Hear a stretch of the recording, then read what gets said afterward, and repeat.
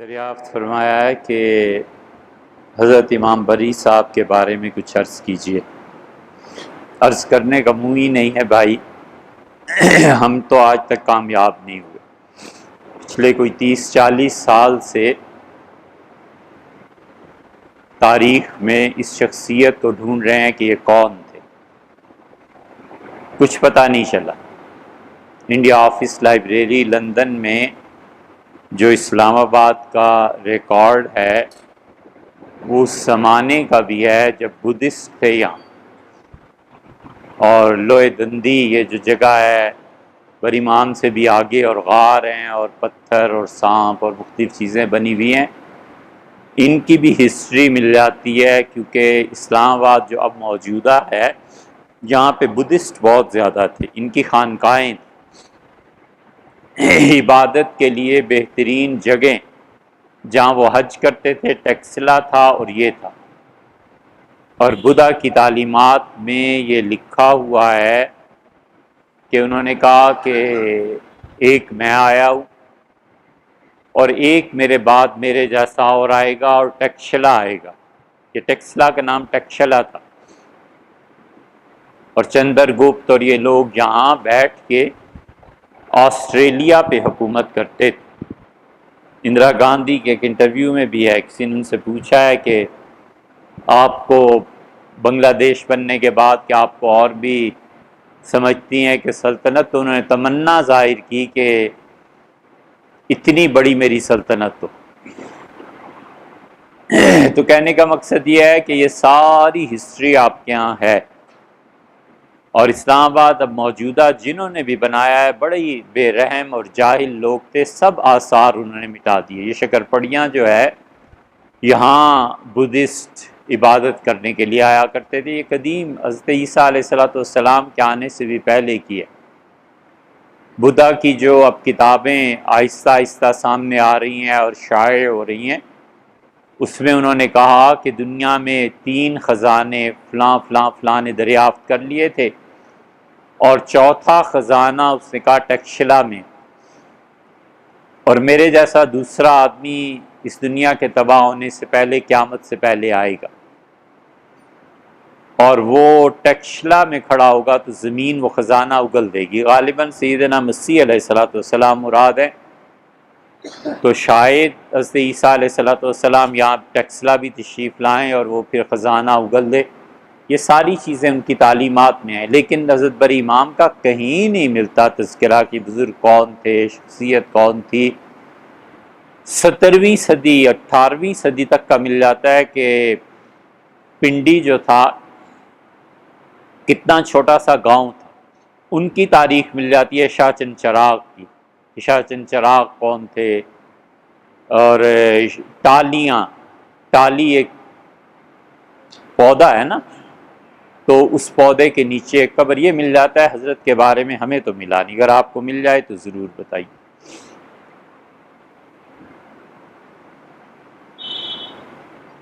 بحیثیت مسلمان اور پاکستانی قوم ہمیں برما کے مسلمانوں کے لیے کیا کرنا چاہیے؟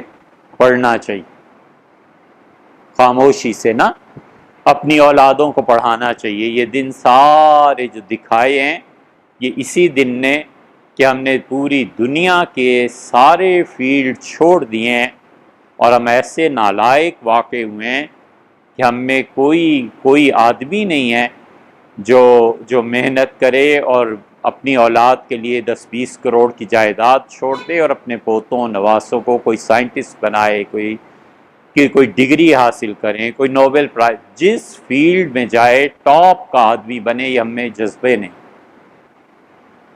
پڑھنا چاہیے، سیدھی سی بات۔ اب پڑھنا نہیں نا، چونکہ اس میں ذرا محنت لگتی ہے، 4-5 گھنٹے پتا ماری کی محنت کرنے میں ذرا وقت لگتا ہے نا، تو اس سے تو گھبراتے ہیں۔ جن قوموں نے یہ ستم مچا رکھے ہیں نا، انہوں نے 1 صدی 19ویں صدی کی تیاری کے لیے، 20ویں صدی کی تیاری کے لیے 3 صدیوں تک پڑھا ہے۔ 300 سال محنت کر کے اس نتیجے پر پہنچے ہیں کہ ہیروشیما کو تباہ کر دیں۔ دو سال یہودیوں نے محنت کر کے اسرائیل کو بنایا ہے، اور ہمیں کوئی فرصت ہے پڑھنے کی؟ ہمیں پتہ ہی نہیں مارکیٹ میں کیا ہو رہا ہے، ہمیں پتہ ہی نہیں دنیا میں کیا ہو رہا ہے۔ ہم جذباتی لوگ ہیں، جن قوموں نے 200 سال 300 سال محنت کر کے ایک مقام کو پایا ہے، ہم چاہتے ہیں کہ ہم جذباتیت میں آ کے راتوں رات حاصل کر لیں۔ ہم نہیں کر سکتے تو انہیں مار دیں۔ اے یار، تم مار ہی کہاں سکتے ہو، مار ہی کہاں سکتے ہو؟ شکر کرو جو جوتے ہی پڑ رہے ہیں۔ اگر وہ ہائیڈروجن بم انہوں نے ایجاد کیا ہے نا، اگر ایک چلا دیں تو پھر کیا ہو؟ کوئی روکنے والا ہے؟ کوئی ہاتھ پکڑنے والا ہے؟ ہمیں صرف ایک کام آتا ہے کہ اپنے ہر طبقے کی برائی کرنا، ان کی ٹانگیں کھینچنا، ان کے معائب گننا، اور جو ہم اپنی قوم اور ملک کے لیے ایک کوئی ادارہ قائم کر کے محنت کر کے متحد ہو کے کوئی چھوٹا موٹا ادارہ ہی بنا سکتے ہیں، ہم وہ نہیں بناتے۔ ہم نے کتنے سکولز قائم کیے ہیں، ہمارے بچے شام کو سینما دیکھنے اور فضول گھومنے چلے جاتے ہیں۔ کتنے بچے ایسے ہیں جنہوں نے کبھی سوچا ہو کہ محلے میں پڑوسی کا بچہ یار پڑھ نہیں رہا، چلو 1 گھنٹہ اسے پڑھا ہی دوں، بٹھا کے اس پہ محنت ہی کر دوں۔ ہم میں سے کتنے لوگ ایسے ہیں جنہوں نے کبھی سوچا ہو کہ ہمارے بچوں میں صلاحیت ہے یار ایک بلڈنگ بنانے کی، میں اسے پیسے دے دوں، ایک اچھی بلڈنگ بنا لے، بزنس کر لے؟ کبھی سوچا ہے؟ ہمیں صرف معائب چننے آتے ہیں، اور ہمیں صرف دوسروں کی ٹانگیں کھینچنی آتی ہیں اور تہمتیں لگانی آتی ہیں۔ جس پر کوئی تہمت نہ لگ سکتی ہو، ہمیں مواد نہ مل رہا ہو مارکیٹ میں، ہم اس پہ الزام لگانا شروع کر دیں۔ سیدنا معاویہ رضی اللہ عنہ کی منقبت اور تعریف میں انہیں تھوڑی احادیث ملی، حضرت علی رضی اللہ عنہ کے مقابلے میں تو کچھ تھے ہی نہیں، تو سیدنا معاویہ رضی اللہ عنہ کو اب بڑھائیں کہاں تک؟ تو نتیجہ یہ کہ سیدنا علی رضی اللہ عنہ پہ الزامات لگانے شروع کر دیے۔ یہ ہوتا ہے، سوکن کو پتا ہوتا ہے نا کہ میں اتنی خوبصورت تو ہو نہیں سکتی جتنی وہ نہیں لایا ہے، تو پھر اس میں وہ عیب نکالنا شروع کرتے ہیں، بجائے اس کے کہ حقیقت تسلیم کرے اور سمجھے کہ جن فنا کی قوتوں نے اس کے دل سے میری حکمرانی ہٹائی ہے، ایک دن اس کی بھی ہٹا دیں گی، اس کا کیا ہے، کل تیسری کر لائے گا، ڈرنے کی کیا بات؟ تو اس لیے ہم سیریس نہیں، ہم سنجیدہ نہیں، ہمیں پتہ ہی نہیں ہے یار ابھی دنیا کا۔ ہم چاہتے ہیں جو امریکہ اور کوریا اور انگلینڈ نے مقام حاصل کیا ہے 300 سال میں، ہم صبح و شام یہودیوں پہ لعنت بھیج کے، اور 1 آدھ سال میں 10 سال میں 20 سال میں 70 سال میں ہم اپنا نصاب نہیں مرتب کر سکے۔ یار کیوں ہم ایسی باتیں کرتے؟ مسلمان اور پاکستانی قوم، اچھا ہاں یہ تو ہو گیا، پڑھنا چاہیے، ہمیشہ حقیقت کی دنیا میں رہنا چاہیے۔ یہ مذہبی رہنما یہ جتنے جھوٹے خواب دکھاتے ہیں نا، اور جتنی جھوٹی داستانیں بیان کرتے ہیں اللہ پہ بھروسہ اور اللہ پہ توکل، 70 سال سے جوتے پڑ رہے ہیں کشمیر کے معاملے میں، اللہ نے تو ایک بار بھی مدد نہیں کی۔ کہ ہم کہہ رہے ہیں کوئی کہہ کے دیکھے، اس کی زبان نہ کھینچ لیں، اس پہ کفر کا فتویٰ نہ لگا دیں، اس کی بیوی کو نکاح سے باہر نہ کر دیں۔ کدھر ہے اللہ یار؟ 300 سال سے تباہی پھر رہی ہے، کیوں نہیں خدا مدد کر؟ ہمیشہ یاد رکھو یہ دنیا اسباب کی ہے، کرامتوں کی نہیں۔ بس ہم میں سے ہر کوئی بیٹھا ہوا ہے کہ کرامت دکھائے، ولیعوذ باللہ معجزہ دکھائے۔ ہر کوئی اس فکر میں ہے کہ صبح اٹھے اور دنیا بدل جائے۔ اللہ اتنا زیادہ حساس ہے اسباب کے معاملے میں کہ کائنات میں ایک مرتبہ اس نے ایک کام کیا، آئندہ کبھی نہیں کرے گا، اور نہ اس سے پہلے کبھی کیا، اور وہ یہ کہ ایک لڑکی کو اس نے بغیر اسباب کے بیٹا عنایت فرما دیا۔ اللہ نے کہا آ گیا، ہم نے اسے اپنی نشانی بنایا قدرت کی۔ اسے کہا لم یمسسنی بشر، مجھے کسی آدمی نے نہیں چھوا، ولم اک بغیا، میں بدکار عورت نہیں رہی۔ انا لک ھذا، یہ بچہ کہاں سے؟ یہ اس کائنات میں ایک ہی مرتبہ ہوا ہے. حق تعالی شانو اتنا قادر اور قدیر اور مقتدر ہے. لیکن جب بات آگے آئی نا تو اللہ تعالیٰ نے فرمایا کہ اس کھجور کے درخت کے نیچے لیٹ جا. وَهُزِّي إِلَيْكِ بِجِذْعِ النَّخْلَةِ، اس کھجور کے تنے کو ہلانا تو ساقط علیہ کرو تبنجنیا، بالکل تازہ کھجوریں تم پہ گریں گی. فکلی، انہیں کھاؤ. وشربی، اور یہ چشمہ بہ رہا ہے اس سے پانی پیو. وقری عینا، اور اپنے بچے کو دیکھ کے خوش ہو، تیری آنکھیں ٹھنڈی ہوں. یا اللہ، ایک عورت اس حال میں بیچاری نزار و نحیف، جان سے بیچاری پریشان، اور تو پروردگار اتنا قادر اور قدیر کے بغیر کسی سبب کے بیٹا عنایت کر دے اور کھجوریں نہیں گرا سکتا. نہیں گرائیں. کہا یہ تمہاری اسباب کی دنیا ہے، کام کرو گی تو کھجوریں گریں گی، نہیں کرو گی نہیں گریں گی. یہ عالم اسباب ہے میاں. یہاں یہ سوچنا کہ اللہ کر دے گا اور دعا قبول ہو جائے گی اور پھر فلانی قوم کو ایسے ہو گیا اور یہ ہو گیا، کچھ کام نہیں دیتا. کام کرو سیدھی طرح، کام کر کے اسباب اختیار کر کے پھر اللہ کو کہ اے رب میں نے جو تھا نا آپ کے سامنے پیش کر دیا، اب آپ مہربانی کر. پیسہ جمع کرو، زمین خریدو، جب نیو رکھو نا پھر کہو کہ اللہ سارے اسباب جو تھے لے آیا ہوں، پروردگار مہربانی کر ایک مکان دے.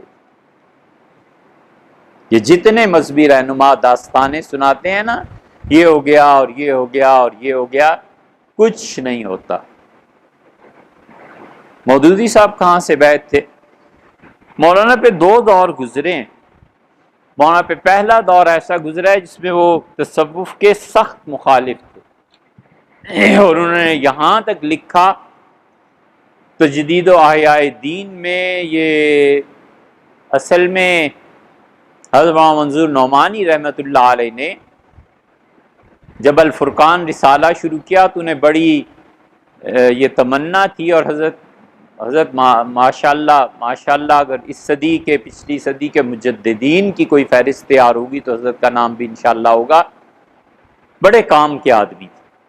حضرت مولانا منظور نعمانی صاحب رحمۃ اللہ علیہ نے ہندوستان میں، متحدہ ہندوستان میں جتنے بھی اہل قلم تھے سب سے کہا کہ حضرت مجدد الفسانی سرہندی رحمۃ اللہ علیہ کی جو تحریک چلی تھی اس پہ کوئی مضمون لکھیں. تو اس میں مودودی صاحب نے بھی ایک مضمون لکھا. مولانا کا مضمون بہت طویل ہو گیا، پھر انہوں نے اپنے مضمون کو مستقل ایک کتاب کی صورت میں شائع کیا. اس کتاب کا نام ہے تجدید و احیاء دین. اس میں جب انہوں نے حضرت سید احمد شہید رحمۃ اللہ علیہ کی تحریک پہ بحث کی تو مولانا نے اس میں لکھا کہ سید صاحب رحمۃ اللہ علیہ کی تحریک کا ناکامی کا سبب یہ تھا کہ حضرت نے تصوف اور پیری مریدی کو زیادہ بڑھا دیا. اور یہ لکھا کہ لفظ کیا استعمال کیے،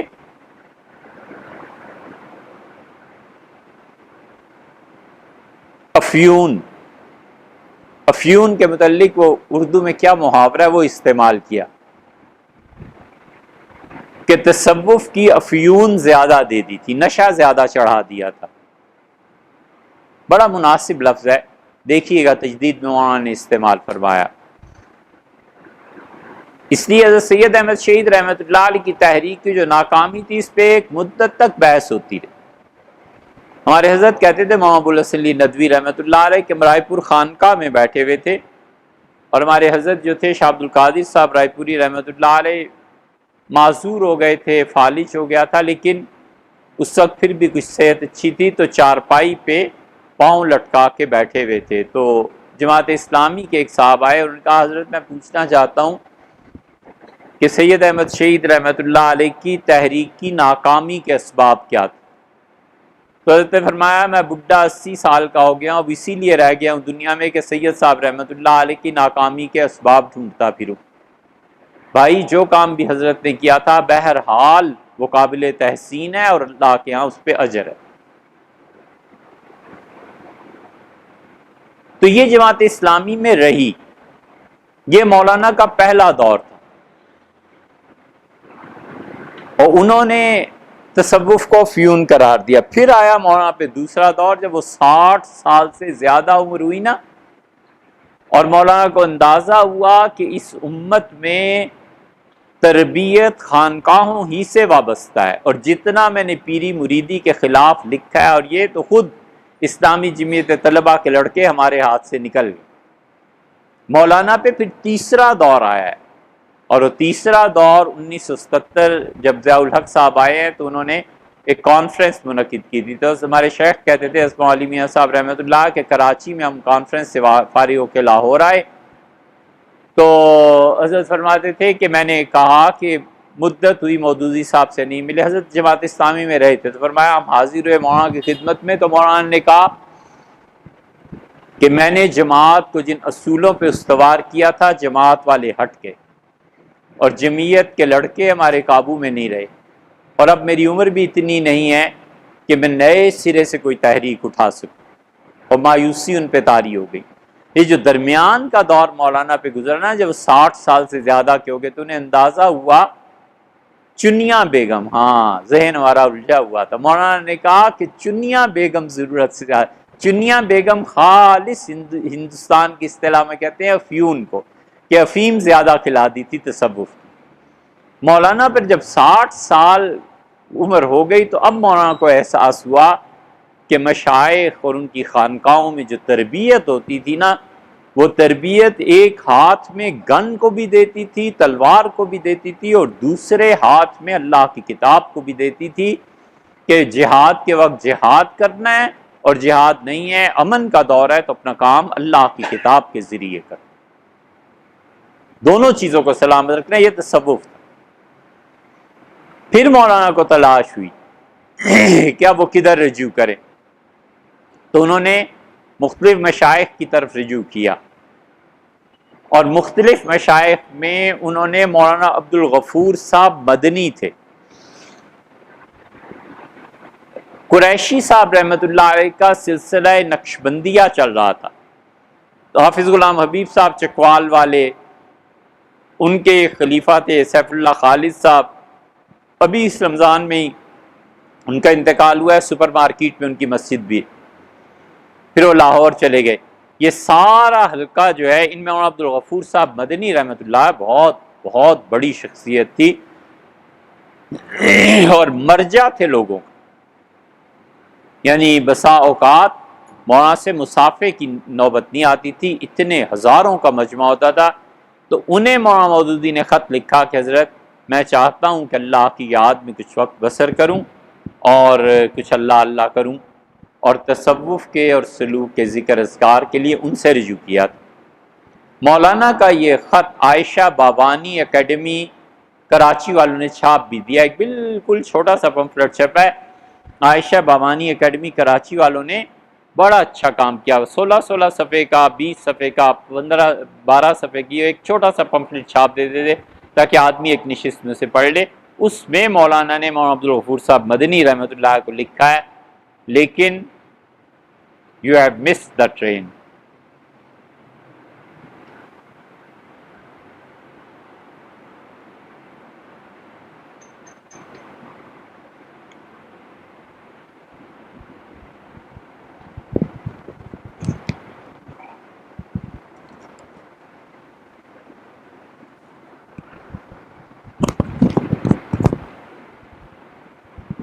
یہ اب دونوں سوالات جو ہیں ان کا جواب دیں یا نہ دیں.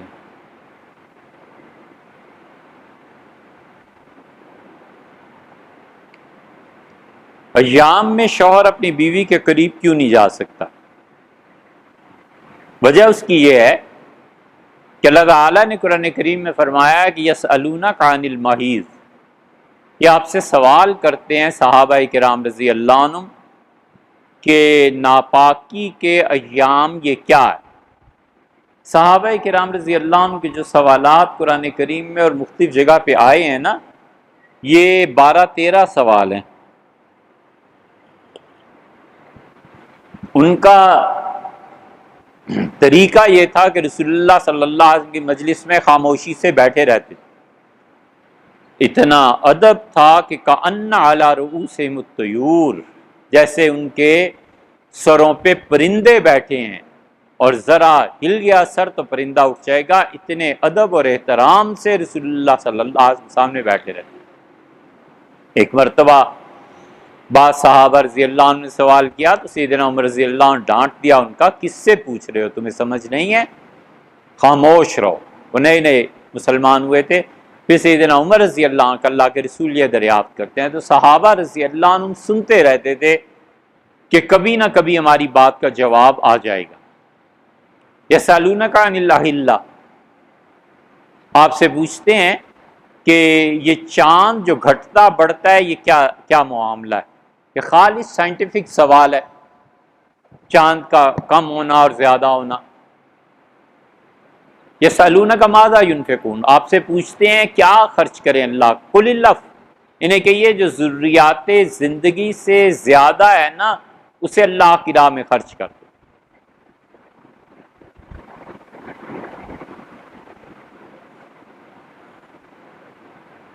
زہر سمجھتے ہو کیا ہوتا ہے؟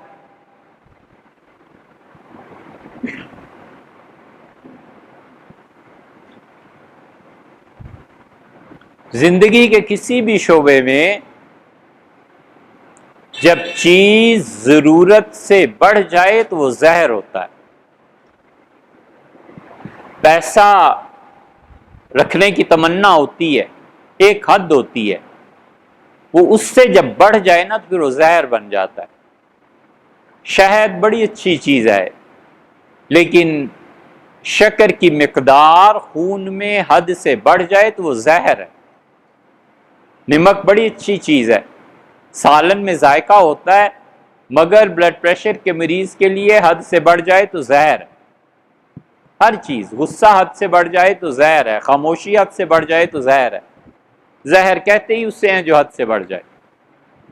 قل الف، ان سے کہیے جو ضرورت سے زیادہ مال ہے خرچ کرو اسے، ورنہ بخل آ جائے گا نا، زہر ہو جائے گا۔ اس میں سے ایک سوال ابن عباس رضی اللہ عنہما نے کہا رسول اللہ صلی اللہ علیہ وسلم کے صحابہ کتنے اچھے تھے کہ بالکل وہ سوال کرتے تھے جس سے مطلب سمجھ نہیں آتا تھا کہ اب کس سے پوچھے۔ تو انہوں نے کہا اللہ کے رسول یہ ناپاکی اور ایام کیا ہیں؟ قل ہوا اذن، اللہ نے کہا کہ ان دنوں میں وہ مقام گندگی کا ہے، خون ہے، گندگی ہے۔ فاعتزلوا النساء، اور اس وقت میں اپنی بیویوں سے دور رہو۔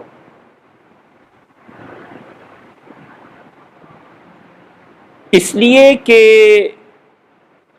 اللہ پاک ہے اور پاکی کو پسند کرتا ہے۔ جو آگے آپ نے سوال لکھا ہے نا اس کا جواب بھی اسی میں ہے۔ اللہ تعالیٰ نے، آپ نے لکھا ہے خاتون کے متعلق کہ غیر فطری طریقے سے اللہ تعالیٰ نے لوط علیہ السلام کی قوم کو کیوں عذاب دیا؟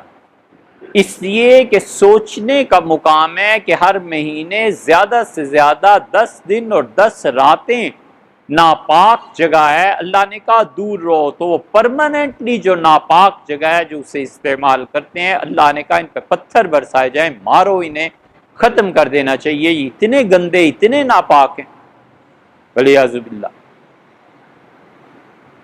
اس میں یہ چیز اللہ کو نفرت ہے گندگی سے، اسی لیے شریعت گناہ قرار دیتی ہے ہر جگہ تھوکنا۔ یہ آپ کے ہیروز جو ہے نا قومی، انہیں دیکھا کرو تھوکتے کیسے، اللہ معاف کرے، بہت ہی بری بات۔ اس لیے یہ حکمت ہے، وجہ جو بیان کی گئی ہے آپ کہتے ہیں اس کی وجہ یہ ہے کہ گندگی ہے۔ فاعتزلوا النساء، اللہ نے فرمایا عورتوں سے دور رہو، کیونکہ وہ اس زمانے میں وہ جگہ گندی ہے، ناپاک ہے، اور جب وہ پاک ہو جائیں یعنی خون آنا رک جائے، فَإِذَا تَطَهَّرْنَ، اور خوب پاک ہو جائیں۔ ایک ہے پاک ہونا، مثلا خاتون ان ایام سے گزر گئیں، فرض کر لیجئے صبح 10 بجے، اب اس کا شوہر چاہتا ہے اس کے قریب جائے، تو اگر مدت اکثر میں پوری ہوئی ہے، اس کی عادت کے مطابق 10 دن اور 10 راتیں گزر گئیں، تو اس کے نہانے سے پہلے اس کے قریب جا سکتا ہے۔ لیکن اللہ کہتا ہے فَإِذَا تَطَهَّرْنَ، جب وہ اچھی طرح پاک ہو جائیں یعنی نہا لیں، فَاتُوهُنَّ مِنْ حَيْثُ أَمَرَكُمُ اللَّهُ، تو جس جگہ کے استعمال کی اللہ نے اجازت دی ہے کر لو۔ حضرت عائشہ رضی اللہ عنہ کے پاس صحیح بخاری میں آتا ہے کہ عورتیں روئی بھجواتی تھیں، اور ام المومنین رضی اللہ عنہ وہ چھوٹے بکسے، چھوٹے چھوٹے ڈبے ہوتے تھے، اس کو کھولتی تھیں، پھر روئی دیکھتی تھیں، پھر جو بچیاں نئی نئی اس مرحلے میں آئی ہوتی تھیں فرماتی تھیں انہیں کہو صبر کریں، اور جب تک بالکل پاک نہ ہو جائیں اپنے شوہر کو اجازت نہ دیں کہ وہ ان کے قریب آئیں۔ تو اللہ نے اجازت دی ہے اکثر مدت میں، پھر خدا تعالیٰ نے فرمایا فِذَا تَطَہَّرْنَ، جب اچھی طرح پاک ہو جائیں۔ اچھی طرح پاک ہونے کا مطلب ام المومنین عائشہ رضی اللہ عنہ کہتی ہیں کہ وہ نہا بھی لیں اور اس مقام پہ خوشبو بھی لگا لیں، تاکہ وہ جو خون کی وجہ سے بو ہے وہ شوہر کو تنگ نہ کرے۔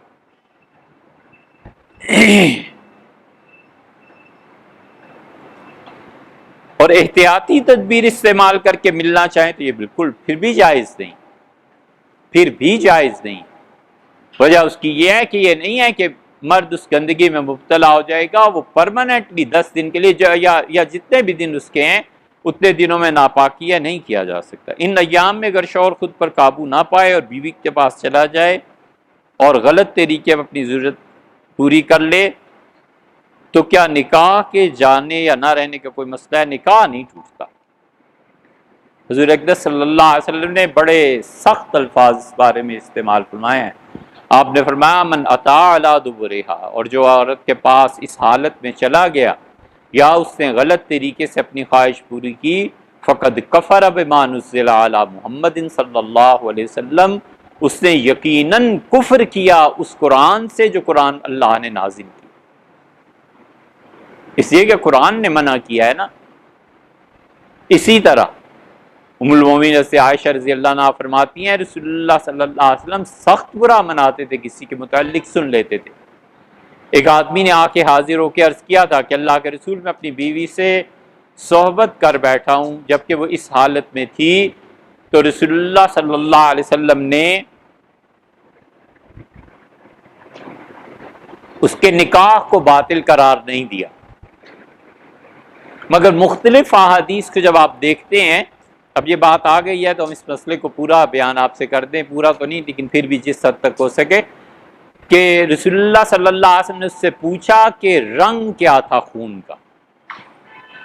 یہ پوچھنے کا مقصد یہ تھا کہ اگر ابتدائی دور ہے عورت کا تو شوہر ابھی تو چند دن پہلے اپنی اس عمل سے فارغ ہوا ہے، تو اتنی کیا اسے جلدی پڑی ہوئی تھی، اپنے آپ پہ قابو نہیں رکھ سکتا تھا؟ اور اگر رنگ وہ ہے جو آخر پہ ہو جاتا ہے تو پھر رسول اللہ صلی اللہ علیہ وسلم اور حکم دیتے تھے، پہلے کو اور حکم دیتے، پہلے کو فرماتے تھے سونا صدقہ کرو، تمہارے پاس کچھ ہے تو صدقہ کر دو، اور اگر آخری دنوں میں یہ ہوا تو 8 دن 10 دن نہیں صبر ہو سکا کر لیا، رسول اللہ صلی اللہ علیہ وسلم فرماتے تھے کچھ صدقہ کر دو، یعنی اس کی بھی مجبوری کو پیش نظر رکھا اور صدقے کا بھی حکم دیا۔ لیکن اس پہ بحث ہوئی ہے کہ کیا صدقہ واجب ہے؟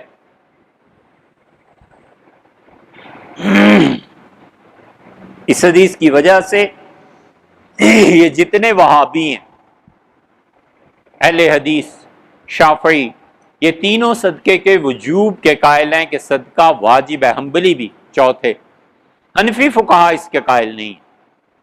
حنفی فقہا کہتے ہیں کہ مالی جرمانہ جائز ہی نہیں ہے سرے سے، وہ اسی میں اس ضمن کو بھی لے آتے ہیں، وہ کہتے ہیں رسول اللہ صلی اللہ علیہ وسلم نے فرمایا تھا کہ صدقہ کرو تو اس کا مطلب یہ ہے کہ تم نے ایسی حرکت کی ہے کہ خدا کا غضب تم پہ نازل ہو جاتا، صدقہ کرو۔ تو کہتے ہیں ہمارے نزدیک اصول پیسے کے بارے میں صرف ایک چیز ہے، حضور اقدس صلی اللہ علیہ وسلم لا یحل لامرئ ان یاخذ مال اخیہ الا بطیب نفسہ، کسی شخص کے لیے جائز نہیں ہے کہ کسی بھی طریقے سے اپنے مسلمان بھائی کا مال لے لے جب تک کہ وہ 100% دل کی خوشی سے اسے نہ دے۔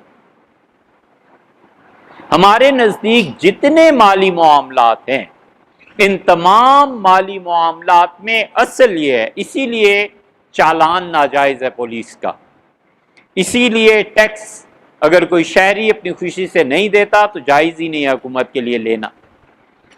اسی وجہ سے ہمارے بہت دلائل، اسی وجہ سے سیدنا عمر رضی اللہ عنہ نے کہا کہ جہاں سے بھی ٹیکس آئے گا، جس شہر کا بھی مال آئے گا، اس مال کے 10 آدمی ایسے اس شہر کے جن کی ثقافت، شرافت، نیکی اور تقوی اور خدا کے خوف پہ تم مشتمل ہو، وہ 10 آدمی لائیں گے۔ 10 آدمی مصر سے آتے تھے، 10 عراق سے آتے تھے۔ سیدنا عمر رضی اللہ عنہ ٹیکس کا پیسہ رکھتے تھے اور ان 10 آدمیوں سے کہتے تھے کہ تم امام ہو، وہاں کے مفتی ہو، اللہ سے ڈرنے والے ہو۔ کہتے تھے جی حضرت، لوگوں کو ہم پہ فرماتے اللہ کی قسم کھاؤ کہ اس میں ایک پائی بھی حرام کی نہیں ہے۔ عمر کسی سے ٹیکس وصول نہیں کرتا جب تک کہ اپنی خوشی سے نہ دے۔ تو لوگ قسم خدا کی کھاتے تھے۔ پھر سیدنا عمر رضی اللہ عنہ کہتے بیت المال میں داخل کرو، اور فرماتے تھے کہ جب حکومتیں حرام کا ٹیکس لینے لگیں گی تو قوم برباد ہو جائے گی۔ وہ فرماتے تھے کہ حرام کا مال جب گورنمنٹ خرچ کرے گی تو ملک برباد ہو جائیں گے۔ ہمارے نزدیک اصل یہ، اسی لیے تو حنفی فقہا کسی صورت میں جرمانہ لگانے میں بہت محتاط نہیں لگاتے۔ زیادہ سے زیادہ امام ابو یوسف رحمۃ اللہ علیہ قاضی رہے ہیں نا، وہ اس کی اجازت دیتے ہیں، اور وہ بھی اس طرح کہ وہ کہتے ہیں مثلا 10 لاکھ جرمانہ ہے، 10 لاکھ لے کے گورنمنٹ نیشنل بینک میں رکھے اور فرض کر لیجئے 1 سال کا چیک کاٹ کے اسے دے دے کہ سال بعد اپنے 10 لاکھ لے لینا۔ ان 10 لاکھ سے 1 سال تم نفع نہیں کما سکتے، تجارت نہیں کر سکتے، ڈی ویلیو ہو جائے گا نا پیسہ۔ اس ڈی ویلیویشن پہ ایک بات پتہ نہیں آپ سے عرض کی ہے کبھی یا نہیں، یہ ڈی ویلیویشن کا جو تصور ہے دنیا میں کب آیا ہے؟ سوچنا چاہیے۔ ہمیں علم جہاں تک ہے، اپنے ملک کو سنبھالنے کے لیے، کرنسی کو ایک جگہ پہ قائم کرنے کے لیے اور غربت کو روکنے کے لیے سب سے پہلے حضرت عمر رضی اللہ عنہ نے ڈی ویلیو کیا تھا اپنی کرنسی کو۔ ہم نے جب پڑھا تو ہم کئی بار اس کو دیکھتے رہے کہ امیر المومنین اتنے سمجھدار، ڈی ویلیو کر دیا کرنسی کو۔ فرمایا یہ قحط نہ پڑ جائے، ایسے نہ ہو جائے، ایسے نہ ہو جائے، سب سے پہلے حضرت عمر رضی اللہ عنہ ڈی ویلیو کیا ہے۔ پھر حضرت عثمان، اور جو ڈی ویلیویشن کے نقصانات ہیں اس پہ قابو بھی پایا ہے۔ پھر حضرت عثمان رضی اللہ عنہ سے قائم رکھ، سیدنا علی رضی اللہ عنہ کا دور آیا تو انہوں نے کہا کہ سیدنا عمر رضی اللہ عنہ نے جو ڈی ویلیو کیا تھا اب ہم اس پہ قابو پا چکے ہیں، لہٰذا میں اپنی کرنسی کو دوبارہ لاتا ہوں اس حالت میں جس حالت میں رسول اللہ صلی اللہ علیہ وسلم چھوڑ کے گئے تھے۔ اسی لیے ہمارا باقی فقہا کے ساتھ اختلاف ہے کہ دینار اور درہم کا اصل وزن کیا تھا۔ حجازی، مدینہ منورہ اور مکہ مکرمہ والے، حجاز والے، وہ دینار اور درہم وہ لیتے ہیں جو رسول اللہ صلی اللہ علیہ وسلم کے زمانے میں تھا۔ ہم دینار اور درہم وہ لیتے ہیں جو سیدنا عمر رضی اللہ عنہ کے دور میں تھا، کیونکہ عراق حضرت سعد رضی اللہ عنہ کے زمانے میں وہی کرنسی چلتی تھی۔ سیدنا عمر رضی اللہ عنہ نے پہلی مرتبہ کرنسی کو تھوڑا سا تبدیل کیا اور اس پہ الحمدللہ لکھوایا۔ عثمان رضی اللہ عنہ تو بالکل کرنسی چینج کر دی تھی اپنی۔ رسول اللہ صلی اللہ علیہ وسلم کے زمانے میں کرنسی جو چلتی تھی اس پہ تصاویر ہوا کرتی تھی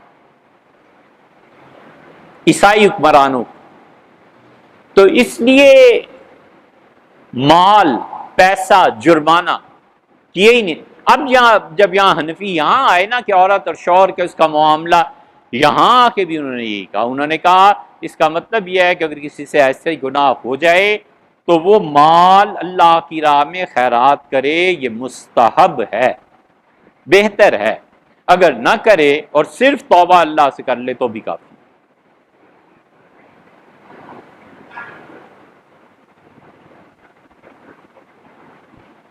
لیکن یہ صرف حکم اس کے لیے ہے